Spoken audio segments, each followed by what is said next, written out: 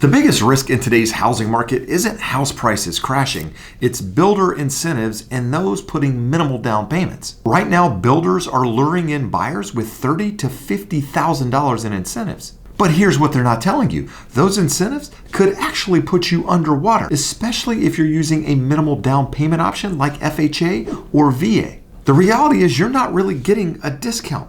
In some cases, you're likely overpaying, and if the perfect storm were to hit, it could cost you everything. The biggest difference between today's housing market and the housing market from 3 to 4 years ago is that inventory has increased in a substantial way. On top of that, builders are sitting on 119,000 completed homes, which is the most since 2009. And as we've discussed many times on my channel, the builders aren't in the business of holding on to property. So with that, they're offering massive rate buydowns in addition to closing cost incentives. In fact, PulteGroup is averaging about $52,000 per home. Now here's the thing, I actually agree with the incentives and the rate buydowns. I think it's a strategic way to get buyers to come into the property in an otherwise slowing environment. But here's the problem. Many times, these incentives are actually pitched as savings while trying to mask the otherwise inflated home price. Even KB Home's chief operating officer has said that buyers are tied into this higher price and may actually be upside down when it comes time to sell. Before we talk about why you might be overpaying, do me a favor and hit that thumbs up if you find any value in my videos at all.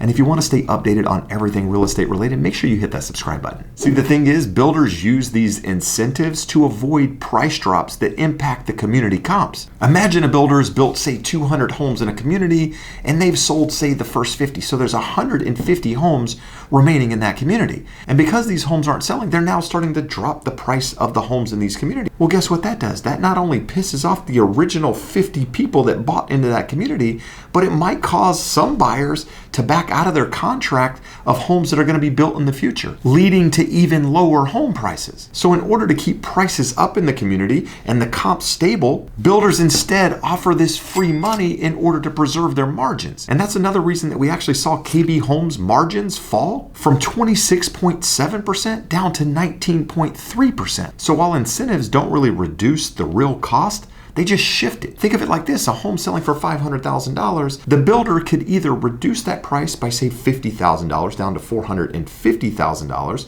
and attract more buyer demand that way, or they could offer incentives like buying down the interest rate or credits towards closing costs or credits toward builder upgrades in the community. And what that does is that actually preserves that price in the community. So the next buyer comes in and says, hey, well, the last sold comp was actually $500,000 when in fact, it was probably closer to $450,000 because of that $50,000 incentive they offer. But the reason it's so attractive to buyers out there is because that rate buydown actually impacts their monthly payment way more than that $50,000 reduction in price. And here's the unfortunate thing. Most people actually live in the payment and not the price. But the biggest issue with that is that if you take that incentive and home prices drop, then you could actually be stuck with an inflated price. And this is especially risky in markets like Austin, Texas, Jacksonville, Florida, Sacramento, California, and Orlando, Florida. These are the biggest areas where builders have actually pulled back and or cut prices. And that's why I think it's especially important in today's housing environment.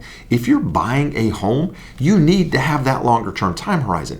I've been talking about it for the last couple of years when people ask me, hey Jeb, should I be buying a home? The very first thing I tell those people is, hey, listen, it's actually different for everyone. You got to buy when it's the right time in your life. You need money in the bank, you need savings on top of being comfortable with that monthly payment. But the most important piece of all of that is you need that longer term time horizon. I think you need to be thinking 5, 7, even 10 years down the road. And the main reason for that is because I do believe that home prices could move flat sideways for an extended period of time. We saw home prices go up 30, 40, 50% in a 4-year period of time, where the national average over the last 65 years had been closer to 4.6%. So what we did is we crammed somewhere between 10 to 12 to 13 years of appreciation in just a 4-year period of time. Now with that, I don't believe home prices are going to crash, but I also don't believe you can be looking at your home as something that you're going to buy for a short period of time, gain all of this appreciation, and roll that into the next property. I think there's a high likelihood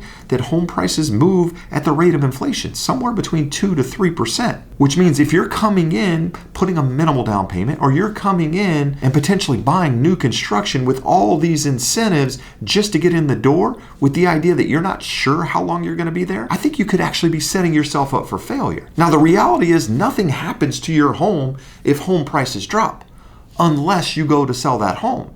So as long as you have that longer term time horizon, as long as you continue to make those payments, nothing happens at all. In fact, I don't believe that you should be looking at your home price every day. There's a lot of people that are following Zillow, following Redfin, getting updates every day on their home price, like it's some sort of stock. And I truly believe that's the wrong way to go about it. I believe you should be buying a home because it's the right time in your life. You're having kids, you're starting a family, you're moving to an area, you're trying to provide some sort of foundation or stability, whatever it is. And along with that, you're comfortable with the payment. You make that payment every single month, and then you look up 5, 10 years down the road and realize, crap, I own a house, I built some equity in this thing, I've got some appreciation, all while simultaneously building that foundation that you had initially intended. So why are FHA and VA buyers the most at risk in these situations? Well, the truth is they're coming in with minimal down payments. FHA only requires a 3.5% down payment. On top of that, it has upfront mortgage insurance of 1.75%. which means you're actually losing about half of your down payment before you ever walk through the front door. On top of that, VA loans don't require a down payment at all, in addition to having a 2.75% VA funding fee, which means by the time you close, you actually owe more on that home than it's actually worth. So imagine you buy a $500,000 home and prices just move sideways over the next couple of years. You don't really see that appreciation. And let's just say it's worth the same thing in 5 years as it is today, about $500,000.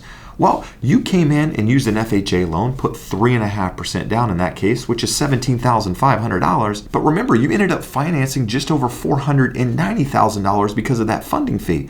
Well, now it's time to sell that property because you need to move to a different area, or maybe you can no longer afford that payment. And you've been talking to real estate agents and they're telling you between closing costs and seller's compensation, all of that, you're going to need somewhere between 3 to 4 to 5, maybe even 6% equity. Well, that's one reason that we've actually seen FHA delinquencies surge there in the Southeast. And that's because the lowest income tier is actually getting pinched the hardest in this post-rate shock economy. In fact, we've seen FHA delinquencies jump noticeably over the last 2 years in an environment where mortgage distress actually remains low. So the perfect storm I see, or the biggest risk I see in today's housing market, is home prices continuing to stall, continuing to move sideways, possibly even down in markets where inventory has increased substantially, and then buyers needing to sell those properties that they bought in 2024 or 2025, where they used huge builder incentives to get in, while still likely paying top dollar because the builder never dropped the price. And or maybe it's a situation where you actually came in with that minimal down payment that we discussed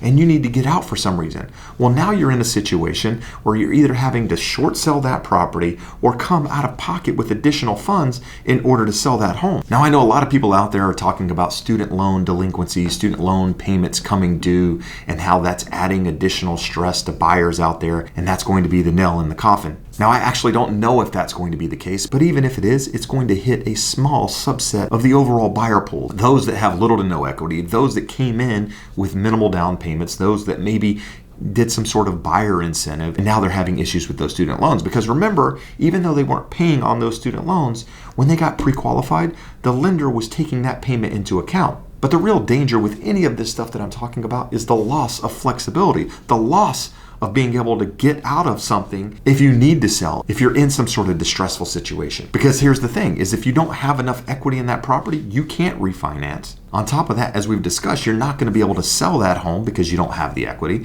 In addition to that, renting it out is probably not an option because the rent that you're going to take in is likely higher than that of what you paid on the property. So that's actually a losing situation. So my advice to anybody watching this is don't chase these incentives blindly. You actually need to run the math on payment versus price versus equity. In addition to that, you need to use an agent that understands net effective price and understands how to read the comps in the area. Now, if you're somebody going through that process, you're considering a new build, considering buying a home anywhere in the country, I have a list of vetted real estate agents that work exactly like I do. And if you'd like to be referred to one of them, make sure you use that link in the description of the video. In addition to that, I think the top thing that you need to be thinking in this environment is that longer term time horizon. Don't buy a property that's not going to suit your needs for the next 5+ years. If you're a newly married couple, you're planning on having kids, multiple kids in the next 5 5 years, you probably don't want to buy a 2-bedroom. You probably want to go up to a 3. In addition to that, don't buy in an area you can't see yourself living in, say, 5 years, as your career develops, as your relationships develop. And I think the next important thing on top of that is don't use all of your savings for the down payment and closing costs. Make sure you have some money in an emergency fund in case something happens. On top of that, don't go in with the expectation that, hey, I know the payment is high right now, I can't really afford it, I think interest rates are coming down, it'll be better when interest rates come down. While I do believe that mortgage rates are going to come down, there's a chance that they stay higher for longer, which means you could be paying that higher payment for a longer period of time than you originally thought. So don't buy with the expectation that something is going to change to make it better for you. Buy with the current situation in mind and be comfortable with it, even though you might not like it. Now, while I realize builder incentives and low down payment options can make the payment and the home buying process easier today, they can actually trap you tomorrow if you don't fully understand what you're getting into. So before you sign on the dotted line, make sure you reach out to our team for a full consultation. We'll take you through the process, guide you through there. It's no cost. We've helped hundreds of people on YouTube, and we'd love the opportunity to help you too. You can get in touch with us using that link in the description.